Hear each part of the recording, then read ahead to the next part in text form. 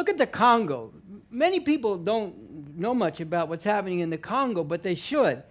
You know, in the past couple of decades in the Congo, I think more than 5 million people have died in these internecine, conflicts within the Congo. And you could sit there and say, oh, another shithole country. Look what the people are doing to each other. But just as what's happening in the inner cities among the black and brown people and the youth in particular here, on a much more massive scale, what's happening in a place like the Congo is directly attributable to what the imperialist system has done there over more than 100 years.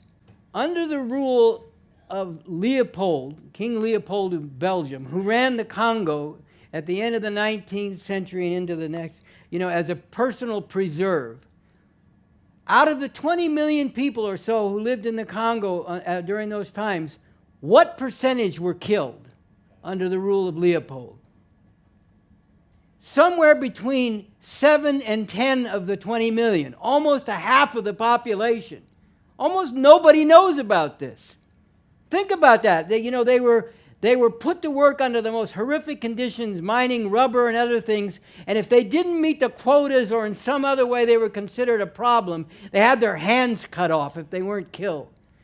This is what, the great enlightened Western imperialism was doing in this one country. And then, finally, after World War II, when there was an independence struggle in the Congo, and you got Patrice Lumumba came forward as a popular nationalist leader, and became the leader of the Congo, what happened? The U.S. imperialists moved to get rid of Lumumba. The CIA and the rest of them worked to get him captured by, opposing forces that were their puppets, basically, and he was assassinated. And what came out of all that? Mobutu, who was kept in power by the U.S. for 4 decades, plundering the country and as a puppet of the U.S. for 4 decades, and subjecting the massive people there to terrible conditions. And this is why the Congo is such a mess now. And millions more people are dying. So don't fucking complain to me about immigrants coming across the border illegally, okay? Just shut the fuck up about immigrants coming across the border illegally. Look what you have done to the people in the world.